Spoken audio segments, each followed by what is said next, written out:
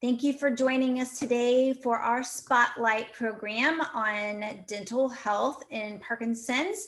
I'm Anissa Mitchell of PMD Alliance. I'm so glad to have you guys join us today for this conversation and a really important topic, and one that maybe we haven't considered as part of our normal care in Parkinson's. I know that the majority of us do our twice a year cleanings and oral care. And that is just part of our typical well-being, but not necessarily how dental issues can be impacted by Parkinson's, how Parkinson's can impact your dental health. And so that is what we're going to be discussing today. I'm going to invite you to open up your chat box if you haven't already done so. And I already see a shout out from Southern Indiana, from Lewis. Thank you for giving us a shout out. And from hot and steamy South Florida. Yes, it is hot and steamy. We're so glad to hear where everybody's joining us from. And I'm going to now introduce you to, we have two speakers today. And I'm very excited about this. The fun thing about these two speakers, the fun fact is that they are brother and sister, and they're both dentists. So I'm going to also take a step further and say the exciting thing about this is that their father, Ramon Gil, Dr. Gil, who's in Southern Florida, is a movement disorder specialist. So we have had Dr. Gil several times on our NeuroLife Online, and now we have the pleasure of having his daughter, Sara Maltese, and his son, Jose Gil, with us today, who are, I guess, a part of a whole family line of dentists. I think Dr. Gil was the anomaly going into neurology.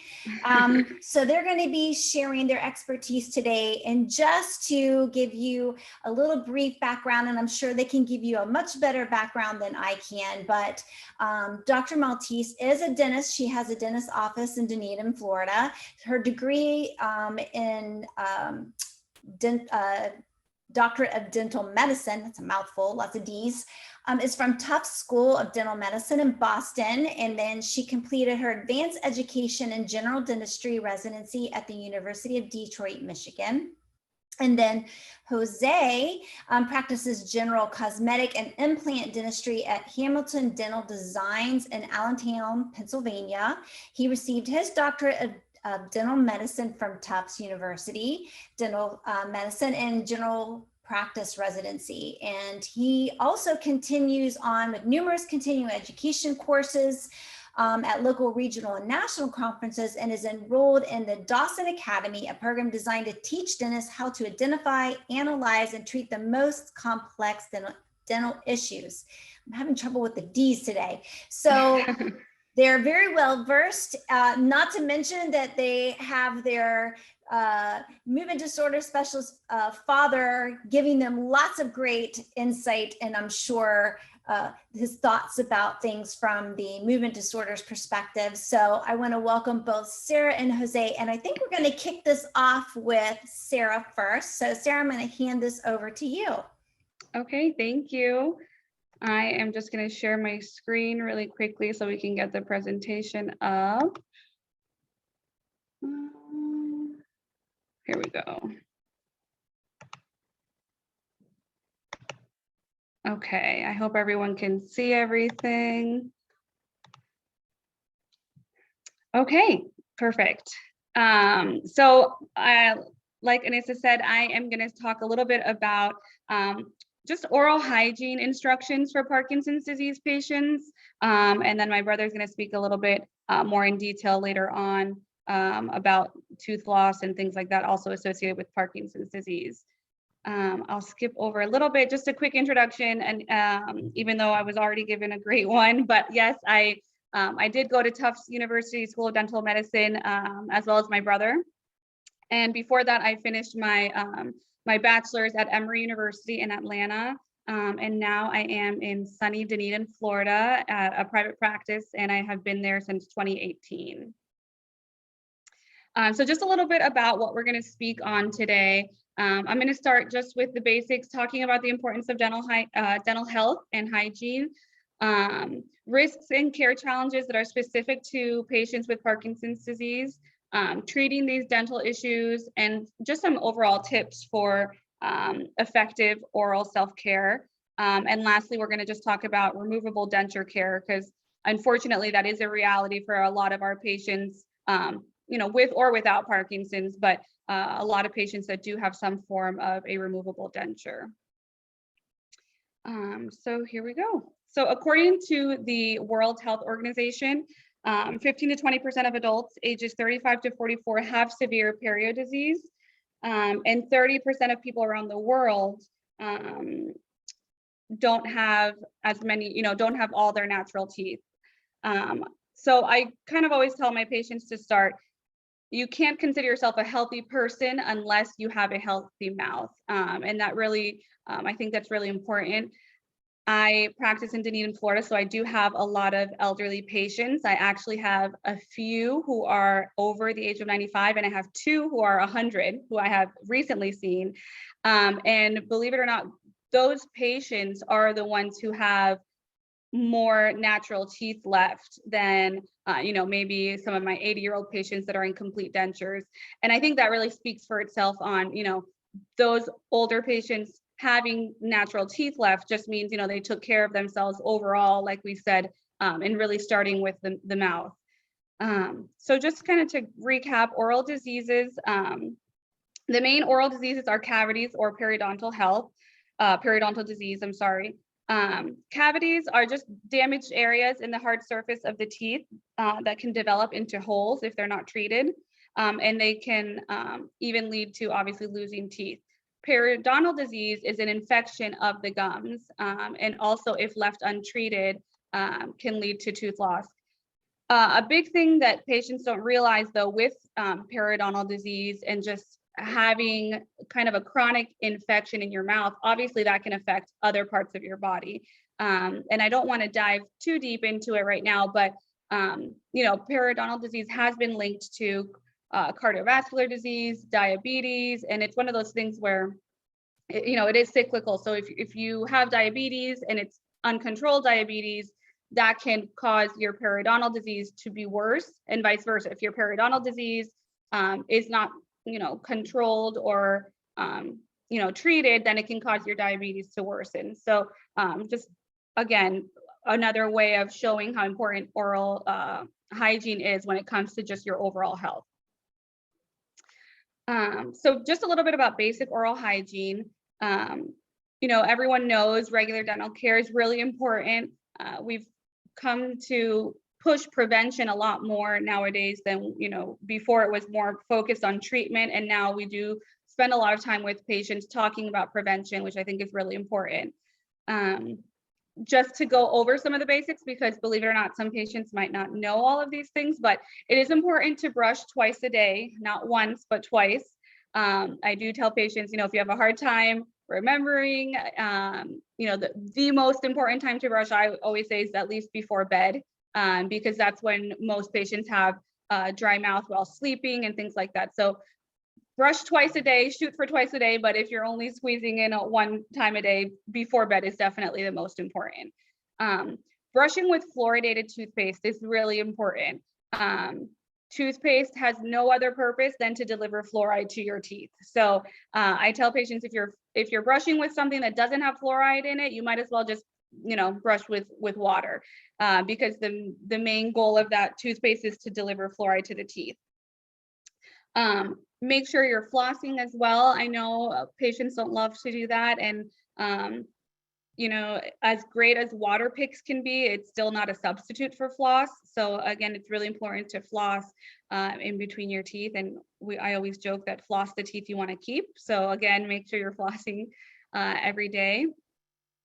Rinsing with a non-alcoholic mouth rinse is also a great way to deliver fluoride to the mouth. So again, if you are rinsing, make sure it's a mouth rinse that has fluoride in it. And I just prefer non-alcoholic because again, it can worsen dry mouth for any patients. Another just little tip, try not to rinse your mouth after spitting out toothpaste. Believe it or not, if you spit out obviously all the remnants of the toothpaste, but if you don't rinse with water, leaving that fluoride on your teeth helps protect them for a longer period of time. Limiting sugary foods and drinks obviously is really important. And then of course, visiting your dentist regularly. And I do always emphasize to patients, even if you have no teeth left, or even if you only have 4 teeth left, it's still really important to see your dentist regularly. Even if only to have an oral cancer screening once a year, which is really important. So we do see our denture patients once a year. We check the tongue, the palate, the gums, because again, it's really important to check for oral cancer in all of our patients. And it's a great time to bring your dentures. We love to clean dentures for patients in the office with our ultrasonic. We can just clean it up a little bit better than your regular denture cleaner that's over the counter. Okay, so understanding some of the dental risks in Parkinson's disease.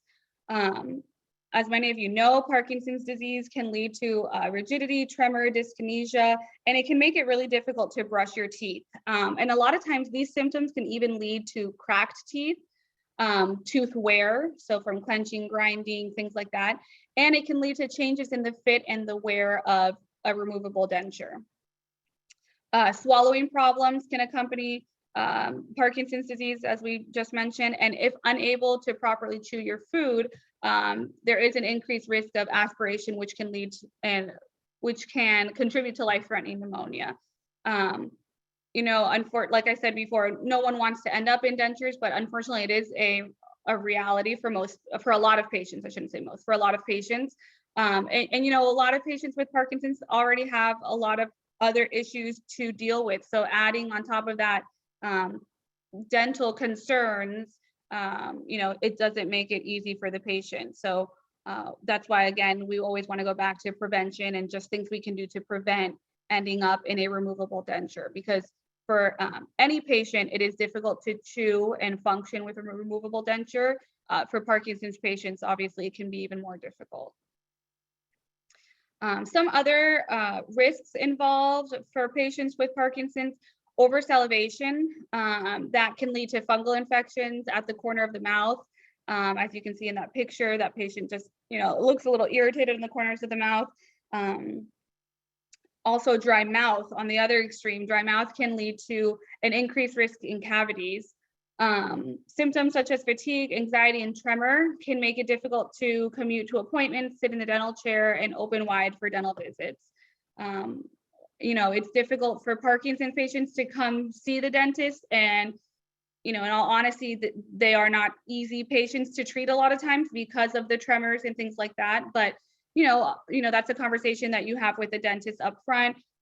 Some patients know right off the bat, I do better in the mornings when I first wake up, or my tremor is better in the evening, or patients just know themselves better. And a lot of times we'll kind of talk about what appointment times work best for you.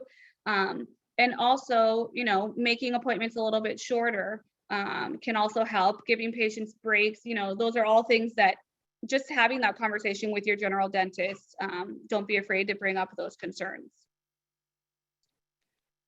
So treating some of these dental issues, for the dry mouth, Biotene or other oral lubricants can really help. Unfortunately, there's not a cure for a dry mouth, and unfortunately it is something that's very common even for patients without Parkinson's. It is a side effect of many common prescription drugs out there right now. So I really push the Biotene products for my patients. They have a whole line of assortment of rinses, lotions for the inside of your cheeks, mints, all these types of things. And again, every patient has maybe one that they prefer over the other. So I always tell patients, try the different products and see what works best for you. Botox injections can also be effective in helping excessive drooling. And going back to the drooling, the antifungal ointments can really help with any fungal infections at the corner of the mouth. Believe it or not, the drooling is, at least from a dental perspective, it's not as much of a concern. The dry mouth is a huge concern for patients, like I said, with or without Parkinson's, just because having the dry mouth, like I said, puts patients at a bigger risk for cavities. And a lot of times patients, you know, they want to self-medicate or, you know, just help with the dry mouth. So what they do is they suck on mints all day. A lot of times those mints have sugar in them. And then of course that just, again, it's cyclical and causes more cavities, and that can be difficult to work with. So also for patients with dry mouth, and I'm going to touch on that in a minute as well, but I always recommend Preventative or just a toothpaste that has increased fluoride in it, again, to help prevent against cavities. Other tips for effective oral care, specific to Parkinson's: find something that makes holding a toothbrush easier. You know, they do sell larger handled toothbrushes on Amazon and things like that. But even if you don't want to purchase anything, just inserting your toothbrush into a Velcro sleeve. I've seen patients get really crafty and use a bicycle handle grip, cutting open a tennis ball and putting that in there. Just anything that's going to make it easier to obviously move and maneuver that toothbrush. Using an electric toothbrush is also a great option, not only because as a dentist, we love that it has a timer, so we know that you're brushing for 2 minutes, hopefully, if you're not turning it off early, but also it has that extra weight. A lot of times for the Parkinson's patients, that it helps just again with the dexterity, and it can help reduce the tremor in your hand and arm. Going back for these tips, it sounds very simple, but some patients just don't think of it. Honestly, until I had read about it, I hadn't thought about that. But sitting down to brush your teeth, it can be really helpful. You don't have to stand up in front of the mirror at the sink. You can sit down and brush, and that can really help patients for, you know, with tremor and things like that. And then we're going to also talk in a little bit about cleaning the dentures. Because there, I always tell patients, sit down or at least have something underneath the denture so that if it falls, it's not falling into the sink and can break and things like that. But yes, sitting down can definitely help. You know, you have one task to really focus on. You don't have to worry about balancing yourself up and things like that. So here are just, again, just a quick Google search on some of the pictures. Like I said, some ways people can get really handy and crafty with different types of toothbrushes that can help dexterity. And the bottom there is the Biotene product that I mentioned. And I am not affiliated at all with Biotene. I do not get any sort of compensation from them, but I really just think they're a great product out there. And like I said, they have so many different variety of products, which I think, again, it just gives patients an opportunity to pick and choose what works for them. Okay, so continuing on with tips for effective oral care. Using fluoridated toothpaste, again, is just super important, but specifically non-foaming toothpaste that can help patients that have difficulty swallowing and things like that. The prescription strength toothpaste that I mentioned before, Preventative, Clinpro, there's a few different brands out there, but definitely mention to your dentist, you know, wanting a prescription strength toothpaste, because again, that can go a long way in preventing cavities and other problems. Buying a humidifier at night can help slightly alleviate dry mouth. And then again, sitting down to brush and floss. And now I'm just going to talk one last slide on specifically on removable dentures, because like I said, unfortunately, it is a reality for a lot of our patients that they are going to have some type of prostheses. So when it comes to dentures, I always tell patients it's very important to keep them out at night while sleeping. You know, it just gives your mouth, the gums, a time, you know, some time to breathe and any sores to heal up. And it also helps prevent against fungal infections, because patients who leave their dentures in constantly can develop fungal infections similar to thrush that babies get. Removing dentures, make sure you don't just brush the dentures in your mouth. Make sure you're taking them out when you're brushing them and cleaning them. You don't really need to use any toothpaste that tends to be actually too abrasive on your denture. So just soap and water is fine. And again, I kind of talk on this slide about placing a towel in the sink when you're cleaning your dentures. That way, if they do slip and fall, they're not, they're hopefully less likely to break. Storing dentures in water or a denture cleaning solution overnight I also tell patients you don't have to use the denture cleaning solution every single night. I mean, you can do it once a week, once a month. It's not something that has to be used every single night. As long as you're really mechanically brushing all of the food and plaque off of it with just a good toothbrush, soap and water, the denture cleaning solution is really just kind of an extra that you can do once a week or once a month even. Do not soak dentures in bleach or hydrogen peroxide, please. I've even heard of patients putting their dentures in the dishwasher. You do not want to do that. Again, just soap and water with a toothbrush. That's all you need. And then again, I just kind of talked earlier about it, but it is really important, even if you are a dentalist, if you have no teeth, it is very important to still see your dentist once a year for an oral cancer screening, to get those dentures cleaned. And again, you know, there might be some adjustments that need to be made that might make your denture fit a lot better. Or, you know, you can talk to your dentist about any concerns that you might have. Let me see. I think we're going to leave questions until the very end because Jose might hit on some of those. And yeah, I think that's it for now.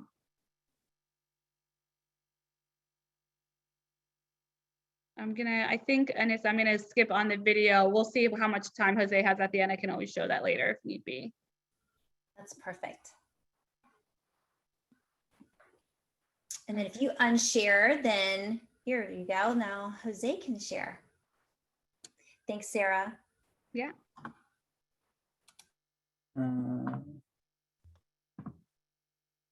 Perfect. Am I up there? Can everybody see that? We are good. Just need to start. There you go. You're actually on the. Yeah, we had this issue before, right? Yeah, I think you just go up to the display and change it at the top.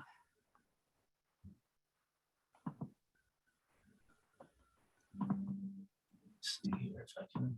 I think it's your display settings, Jose, the second one. There we go. Display settings. I couldn't see it there. There. That better? Yes. Good. Perfect. All right. Great. Thanks, everybody. Thank you, Sarah, for that first part of the presentation. My name is Dr. Jose Gil. As Anissa introduced earlier, I am a general dentist in the Allentown, Pennsylvania area, and I grew up in Southwest Florida. Some of you may be down that way, but I don't know. I got married and I moved up here. I like the Four Seasons, so I don't know. You guys can keep the hot and steamy Florida down there. For me, I'll take the Four Seasons. But in any case, that's me. I went to school in Boston for 8 years. I graduated from Boston College. In my undergraduate studies, I went to Tufts University for dental school. And as Anissa also mentioned earlier, I do a good amount of continuing education. I am a fellow in the International Congress of Implantologists. I place dental implants in my office along with general dentistry. And I'm also a member of the American Academy of Cosmetic Dentistry, and cosmetics and smile design is a big portion of what I do. I have a practice called Hamilton Dental Designs that my wife and I operate together. My wife is actually an endodontist. She's a root canal specialist. So in case those of you out there don't know how somebody would ever want to be a dentist, just consider that my grandparents, my sister, my wife, my father-in-law, and I are all dentists. So it definitely runs in the family where I come from. So I'm going to talk about a few different things today, a little less practical perhaps than what my sister talked about, but nevertheless still very important. I'm going to center the things that I talk about around the reality of tooth loss. Generally speaking, in Parkinson's patients, in elderly patients, tooth loss is unfortunately a reality, and it's something that we have to contend with. And I'm going to talk a little bit about why that happens and about what options we have to restore dentition once it's been lost, because I think there are some misconceptions about the impact of tooth loss and whether it's important or not. So, we'll start probably with some statistics. This slide, I don't know if people can kind of make out what that is. Those of you who are not already fully edentulous, this is what a human mouth looks like without any teeth in it. There's a tongue right in the middle there, and what you're seeing is basically an upper jaw and a lower jaw, and just a lot of gum tissue. And obviously, this is a very compromising situation for somebody, because not only is obviously an aesthetic concern, it changes tremendously the shape of your face, your ability to speak and communicate with other people. It creates a big challenge in terms of nutrition, in terms of a person's ability to care for themselves and to eat the things that are necessary to maintain an overall systemic health. Tooth loss is correlated to a lot of different things, age being probably the primary factor, but things as much as obviously smoking, socioeconomic status, where somebody comes from. Some ethnicities are more predisposed than others towards having tooth loss. And we've been doing statistical analyses, and by we, I mean people in the dental field, for decades. And really, with the advent of the internet and our ability to track things on a more macro scale, we've been kind of charting a lot of these things. Truthfully, it's probably, we track it as much as we do because it's so easy to track. Obviously, when somebody loses a tooth, it's it's easy enough to look in somebody's mouth and just, without even doing anything else, know how many teeth somebody is missing. But if you don't already know, an adult dentition, a fully functional, or I won't say fully functional, I will say a fully intact adult dentition, adult humans have 32 teeth.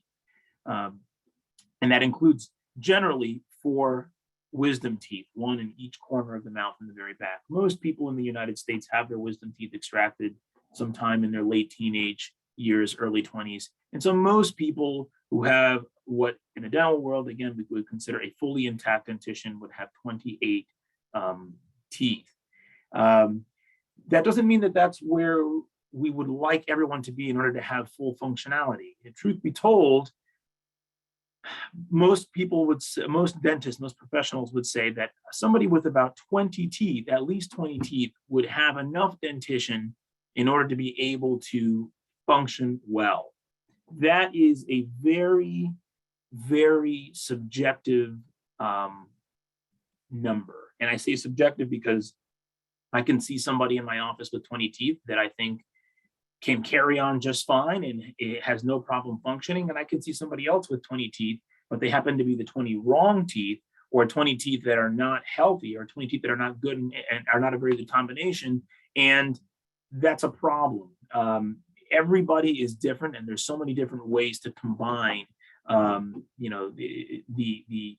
upper and lower dentition, and every single aspect of that needs to be taken into consideration. However, if you're north of 20 teeth still remaining in your mouth, generally speaking, as you age, as you get older, that's great.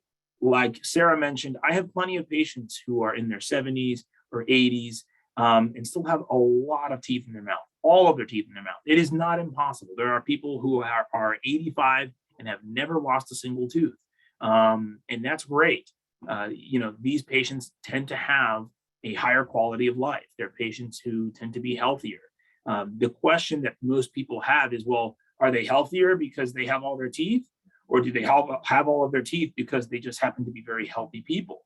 That obviously is a chicken and the egg question that we're also going to come back to in a little bit when I speak a little bit about particularly the development of neurodegenerative disease, Parkinson's disease, and some other aspects that could be somewhat correlated to dentistry.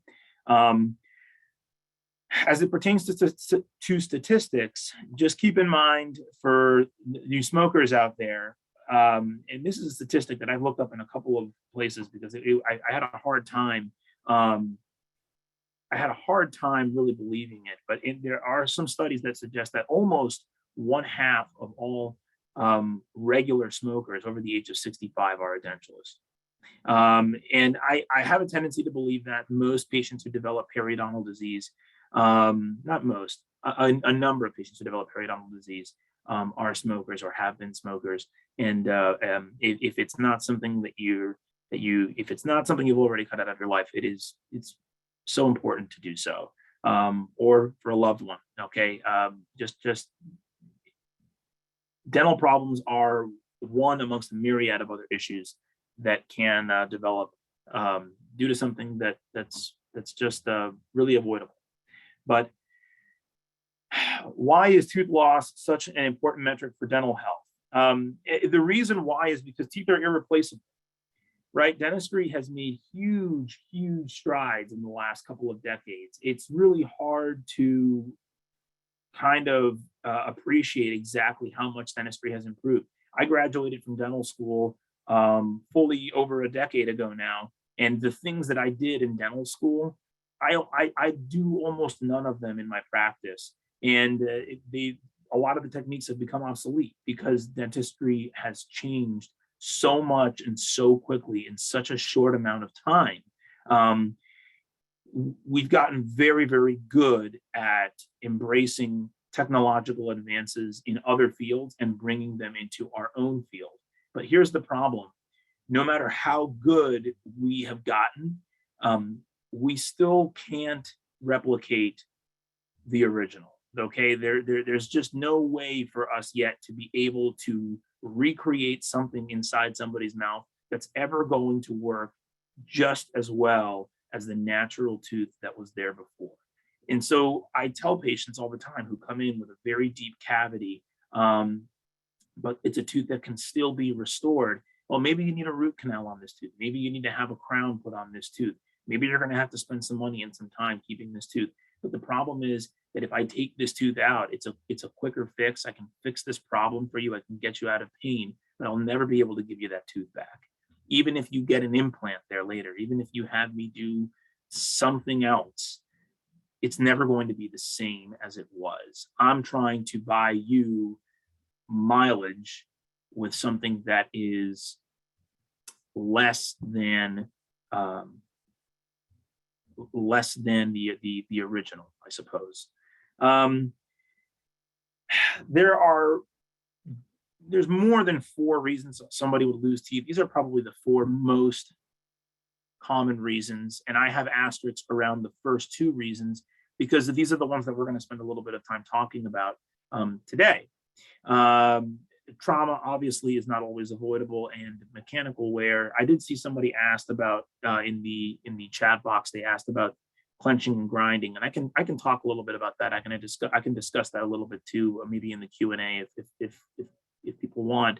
But dental caries and periodontal disease they're the 2 major factors in dental problems. And generally speaking, as dentists, we would say half of our patients that have problems are people who are prone to getting cavities, and half of the patients who have problems, the other half, are patients who have periodontal disease, bone loss, okay, gum inflammation and bone loss around their teeth, the support structures that keep their teeth in place.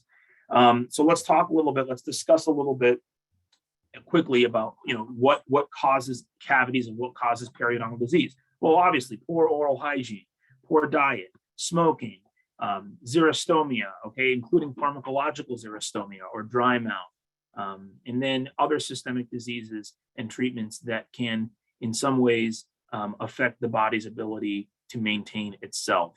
But when you look at these causes, you have to consider to yourself, what are the ways in which I can lessen the negative effects on my teeth? In what ways could I help myself not have problems?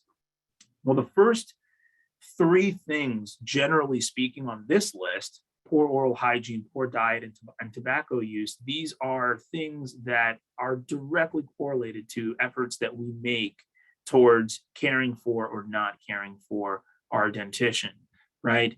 And they affect one another, right? So you could have great hygiene. You could brush your teeth 2-3 times a day. You can floss, water pick. use a fluoridated mouth rinse and all of that.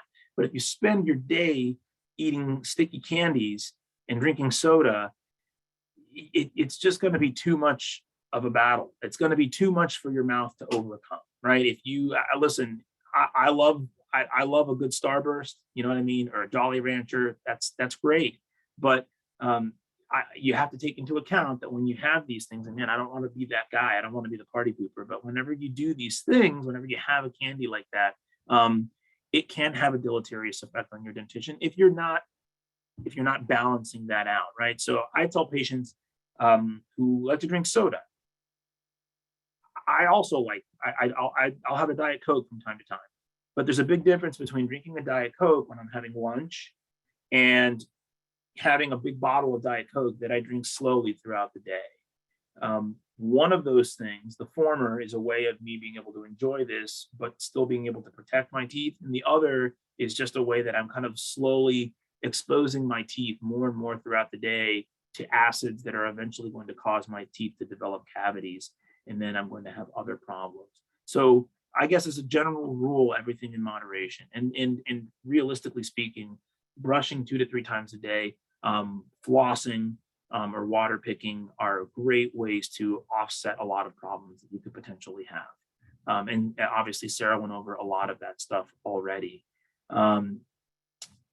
Smoking, we've already talked a little bit about that. And xerostomia, a lot of people ask in the chat about dry mouth. Sarah, again, went over a lot of that as well. There's a lot of over-the-counter products. And to be honest, I find that the reviews are very mixed on it. Biotine and a lot of these other products.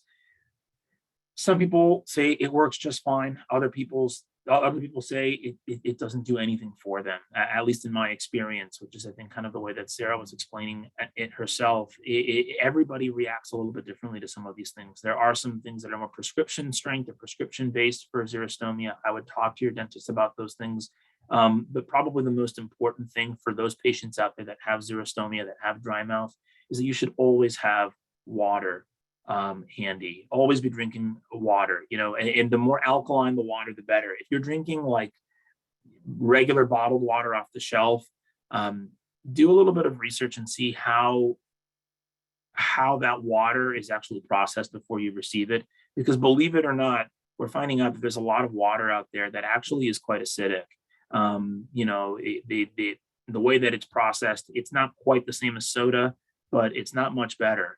And there's a big difference between drinking water that's at a very neutral pH versus drinking water that's at like a pH of about 5, which again can cause some problems.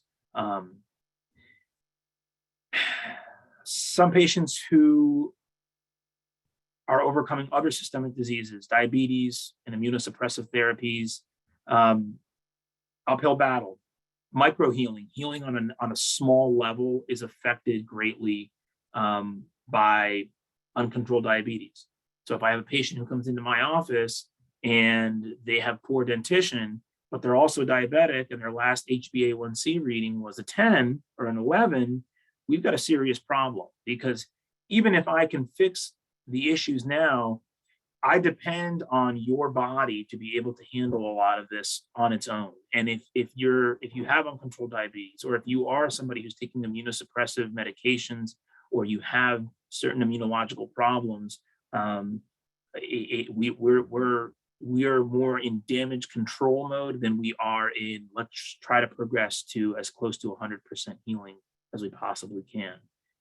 These things play a big role in the degeneration of dentition.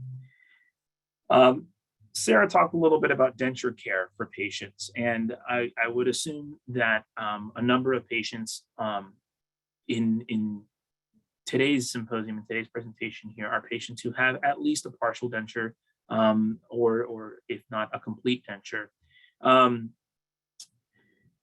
Traditional solutions for tooth loss have included partial and complete removable dentures. Implants have helped out with this, but again, and I'm going to reemphasize this, I made mention of it earlier, your teeth are the best, and there's nothing better, right? As soon as we take that tooth out of your mouth, the best dental implant, the best quality implant, the best restoration in the world is never going to be as good as what was there before. Our job as dentists really, and you know, I say this with a very hushed voice, is to patch things up as best as we can to keep you moving, you know, until you meet your maker, so to speak. But the thing that people don't realize beyond this, again, is that when people are missing their teeth, it creates a myriad of other problems. We obviously, if you're missing your teeth, the more teeth that you've lost, the harder it is for you to masticate. It's harder for you to chew.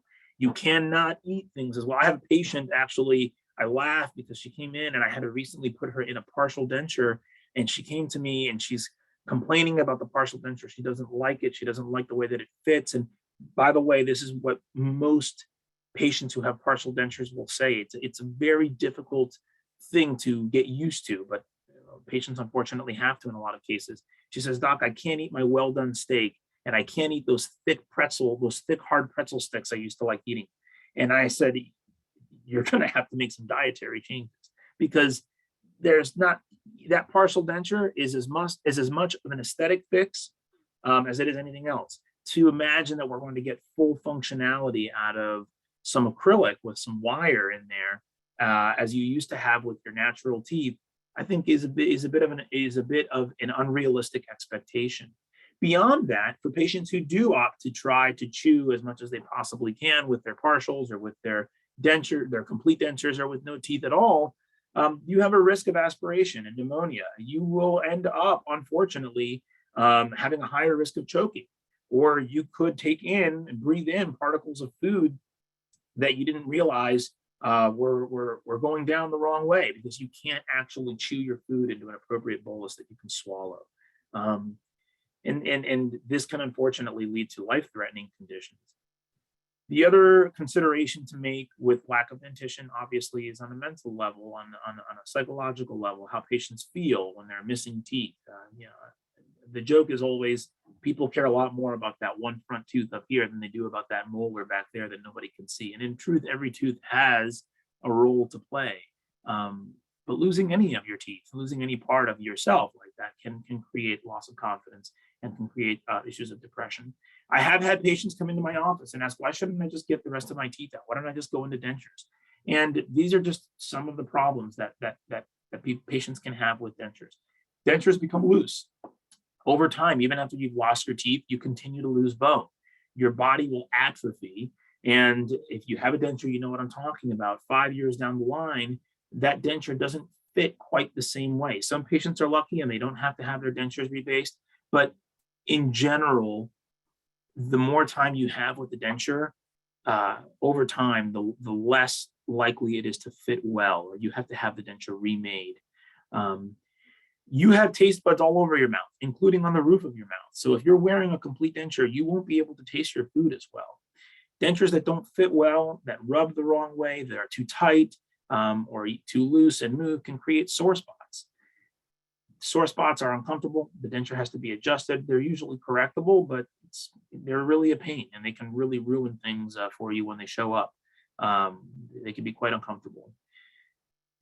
Decrease in chewing force, changes in facial structure. Again, you know, your diet will change. Your ability to eat certain foods that you really enjoyed will change, and the shape of your face, your look will change. If you were in a position where you had to lose some or all of your teeth, believe it or not, your teeth actually hold your cheeks and your lips and a lot of the soft tissue on the lower half of your head in place. That's all held together because your teeth are there to hold your face in place, so to speak. Parkinson's disease patients in particular can really struggle with dentures. We have talked a little bit about xerostomia, sialorrhea being the other half of that. Whether you have too much or too little saliva will have an effect on your ability to have comfort with that denture. We have developed a lot of some very good fixed options for patients who have dentures. Obviously, the better that we can fixate something inside someone's mouth, the more comfortable they tend to be with it. And so we have implant supported dentures that are both screwed into place and ones that are actually removable, that click in and out. Those are called overdentures. People would think that the fixed are almost always better, and in a lot of cases they are. However, Parkinson's disease patients, PD patients, may actually find removable dentures to be more comfortable because they are more easily cleaned. You can get underneath it with a brush and clean it. Whereas with fixed units that are screwed into place, you have to really be able to kind of utilize some fine motor skills, which can't always be achieved. However, in any case, anything that involves implants does have an ability to increase retention and increase overall ability, chewing ability, and allow for a more complete nutrition. The implant supported denture on the left that you see there is what's called an overdenture. You can see underneath the denture there are these little buttons, and those actually click onto what are called locator abutments on the implants themselves, and those can pop on and off. And it makes a lower denture in particular much more comfortable to wear. The upper denture that you see on the right-hand side of the screen is what we call a hybrid denture. And it's really not much of a denture at all because it's fixed into place. And once that's in there, it does not come out unless you go to your dentist's office, and your dentist uses a very specific and small screwdriver tool to actually remove that from its place. These are wonderful options for patients. Unfortunately, they can be cost prohibitive for a lot of folks, but they are, I think they're game changers, and they can be for patients particularly who are, looking to get the most out of their last, 15, 20 years of life. Your ability to eat, having something like this in your mouth, your ability to have that confidence and be able to smile, having something like this in your mouth versus having conventional dentures, I think it's almost never a bad investment.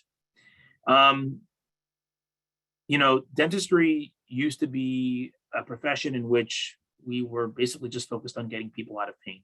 We used to take teeth out without even thinking about it because it was the only thing available to us. Amalgam fillings, which are still around, changed that. We were able to start treating cavities, and we began doing what are called mechanical restorations because we were able to drill out the bad tooth structure and replace it with silver and aluminum and tin and nickel and mercury, which is still in a lot of amalgam, unfortunately. The last 30, 40 years have seen the advent of composite restorations, what we refer to commonly as bonding. And so now you're seeing a lot of what we call tooth-colored fillings, which I do almost every day in my practice. It's kind of general dentistry 101 now. Dental implants have developed as well in the last 3 decades or so, and tooth replacement is easier than it's ever been for the right kind of patient. In the future, you're going to begin to see the use of progenitor cells, stem cells in potentially the regrowth of teeth. And this is exciting because I said earlier, again, I can't replace the tooth that was there before, the natural tooth structure. Perhaps in the next 10, 20 years, 30 years, I'll be able to implant something in your gums, which will end up, and your body will end up growing into a natural tooth, which would be really phenomenal because it would immediately supersede most other treatment options in dentistry, though it may take time. We're not quite there yet. The last thing I want to talk about for just a couple of minutes, the microorganic connection. This is something that most people are not really aware of. And I'll read this directly. This is from a publication in 2021. Researchers found that participants with more missing teeth had on average a 48% higher risk of cognitive impairment and a 28% higher risk of dementia. The relationship between tooth loss and cognitive decline was dose dependent. Each lost tooth was associated with a 1.4% increase in the risk of cognitive impairment and a 1.1% increase in the risk of dementia, which means the more teeth that you lose over time, okay, as you age, indicates that you have a higher risk of being someone who would present with dementia or cognitive impairment. Okay. There have been a number of studies that have seen this correlation.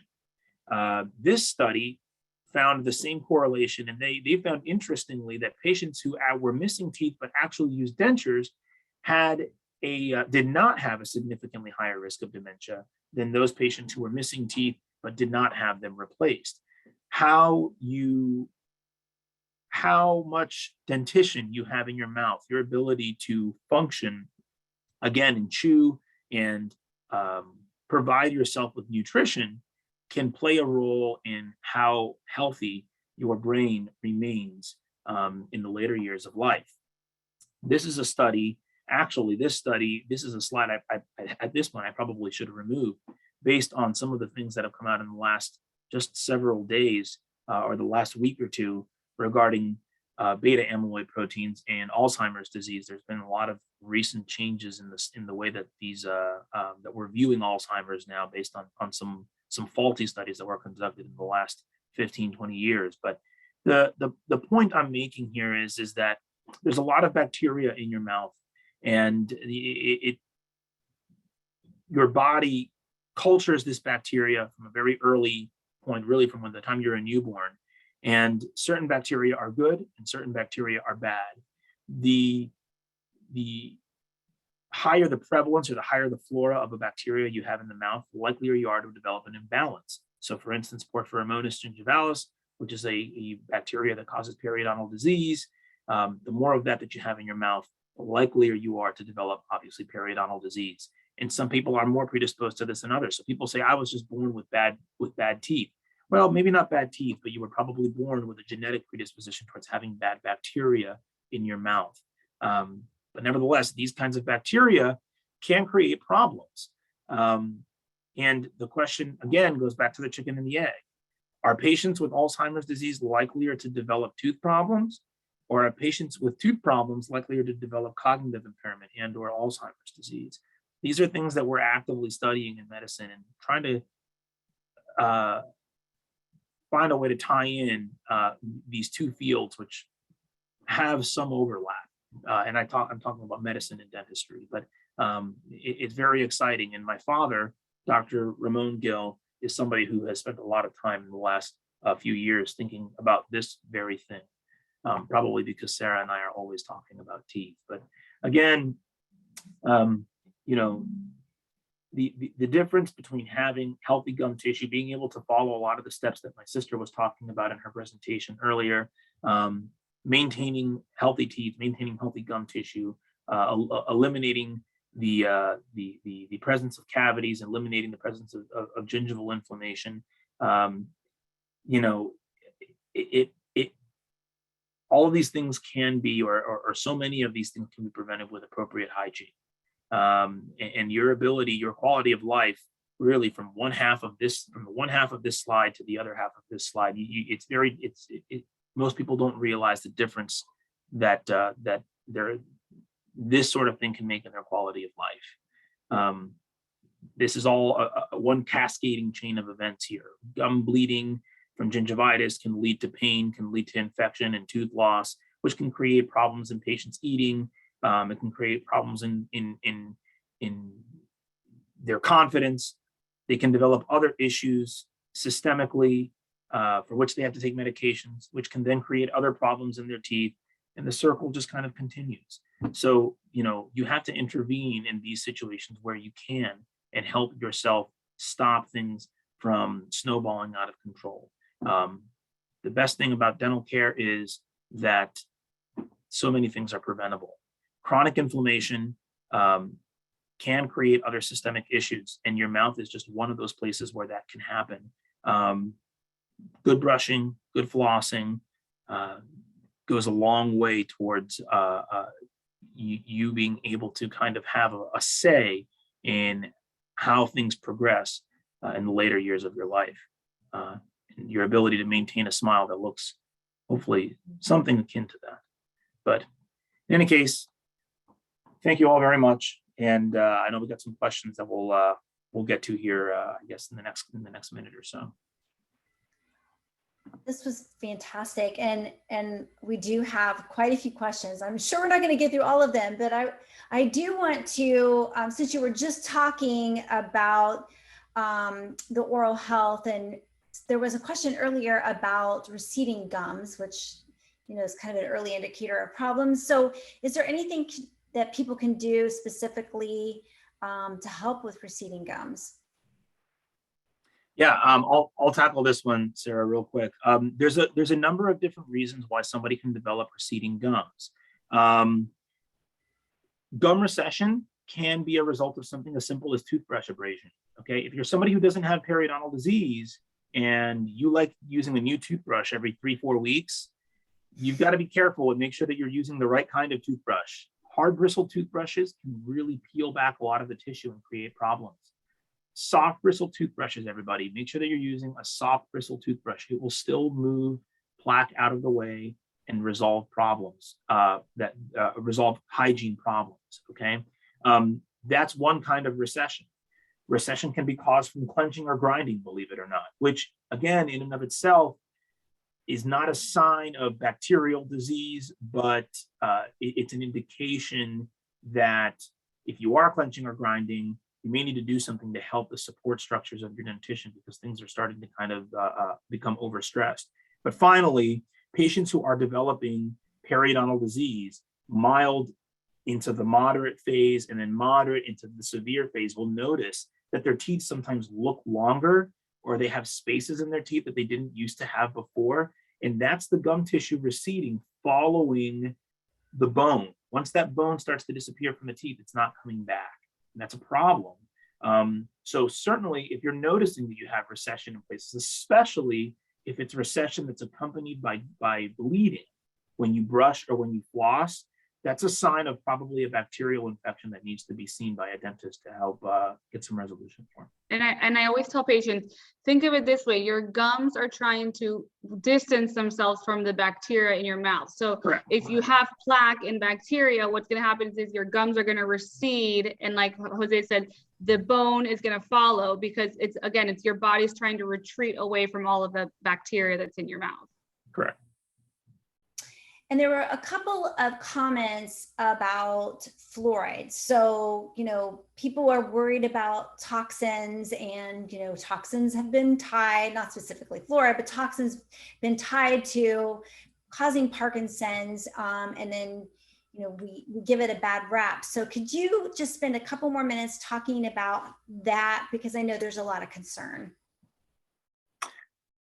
Yeah, from my end of things, I will say, and this is not necessarily something that's endorsed by every dentist out there, but I feel that fluoridated community water is not really a necessity.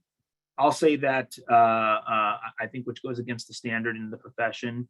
The issue with fluoride is that the topical application of fluoride creates certain changes in the structural aspect of your teeth. You have to understand teeth cannot heal themselves, right? It's not like your liver, which can regenerate tissue. Once a tooth has a hole in it, that hole stays. And if the enamel starts to weaken, what fluoride does is it mixes into what's called the hydroxyapatite of the enamel, and it helps to kind of create stronger bonds. This is proven. So fluoride does help teeth, but fluoride can be toxic, just like anything can be toxic. Yeah. Anything in too much quantity can be toxic. So I tell patients, if you're using a fluoridated toothpaste, you don't need fluoride tablets. You don't need to be drinking fluoridated water. You don't need to be getting, excess fluoride treatments. Probably just a fluoridated toothbrush or a fluoridated toothpaste and a professional fluoride varnish maybe once a year, maybe twice a year will help. If you're somebody who's prone to getting cavities, however, if you are cavity prone, yeah, I think the benefit of having fluoride in your regular dental care routine outweighs the risk of toxicity, because without it, you're almost certain to have many. If you're somebody who just has to have a filling done at least one filling every year, you just constantly have cavity problems, you need fluoride because you're going to have problems. Yeah, I think the biggest thing, like Jose said, is just, in moderation. I don't know the exact numbers, but, the extra strength, the extra fluoridated toothpaste or the fluoride treatments once a year are well below that level of toxicity of, overdosing on fluoride that we're talking about. And I think, like Jose said, the biggest thing is just, patient based. So if you are someone prone to cavities, or, if you have dry mouth, like I said, then you should consider the extra fluoride treatments or the extra strength fluoride toothpaste. But generally speaking, most patients are fine with just a regular fluoride toothpaste. But I do endorse fluoride. And speaking of the dry mouth and the variety of issues that you have addressed today, would you recommend people seeing a dentist more than twice a year? Is there benefit to seeing them every few months? Yeah, absolutely. I mean, patients who have moderate to severe periodontal disease, which again should be diagnosed by your dentist, should be seeing a dentist every 3 to 4 months. So they should be getting 1 or 2 extra cleanings a year. So that is something very common that, you know, and sometimes patients may not be happy about getting, you know, going another time to see the dentist, but it is really important because like we talked about, some patients are just more susceptible to, you know, accumulating plaque and having more periodontal problems because of that. So it is important to be seen more frequently if you do fall under the category of periodontal disease. If you have periodontal disease in my office, we see you at least 3, usually 4 times a year for cleanings. Yeah. And I know we're close to the end, but there's been a couple of questions, and I think this is a really good one. So a couple of people have written in regards to having severe tremors, jaw clenching, spasms. How can they protect themselves? Yeah, I did want to get to that, and I'm glad that you brought that up, Anissa. I saw somebody mention that they had some jaw chattering at night, and they've cracked a tooth and that sort of thing. So you know, clenching and grinding is a problem in dentistry as it is, and in Parkinson's disease patients and PD patients, it's actually a little bit. It can be related to tremor, and not so much what we call parafunction, where people have a tendency to clench a lot with their teeth. Sometimes it's completely uncontrolled. And it's just by virtue of a lack of ability to control muscle tone. I do want to say to these patients, if it's not a traditional clench for which we would usually prescribe a patient a night guard, if you're finding that you just have uncontrolled motion here in your jaw, or your jaw has a tendency to snap shut very tight, okay, what you may want to do is talk to your dentist or your physician about having some Botox injected into your masseter muscles. There's a muscle right here, okay, along the side of your face. Okay, if you clench down and if you're just kind of standing in front of the mirror and you press with your teeth and you put your finger there, you'll feel something pulse out a little bit, and that's a muscle. That's called the masseter muscle. A little bit of Botox injected there once a year, okay, let's say 20, 25 units on each side, okay, at most, will actually decrease the muscle activity here, and it will make these tremors, it'll downgrade the severity of these tremors. It will decrease your ability to fall into a severe clench there, and it can certainly help to reduce any damage or prevent any damage that you'd be having to your teeth. So I'm glad that you brought that up, because I wanted to tell patients that you really need to think about having some Botox injected in here. Awesome. Well, I know that we're out of time, and I want to protect your time. So I want to thank you so much for such a great overview. I think that we could probably spend another hour based on the amount of questions that we're getting, and they're all really good ones. So we might have to invite you back. And I will remind everyone that this is recorded, so it should be up on our website by early next week, so you can go back through and review. We've had several questions about finding a local dentist. I don't know that there's one that specializes in Parkinson's, but would you say that, you know, most dentists are aware of and can be understanding and be able to work around some of these issues? Sarah, you want to go first on that? Definitely. And I mean, I think a lot of it is also just having, you know, teamwork. So talking not only to the dentist, but your primary care doctor and vice versa, and obviously your neurologist. But yes, there is no specific dentist who specializes in Parkinson's disease, but most dentists should be able to, you know, discuss any concerns that you have. I spoke to this at a symposium a few months ago, and I was talking to some PD patients, and I want to just kind of, as I think this is a pretty good closing statement on my part for you folks out there that are watching this.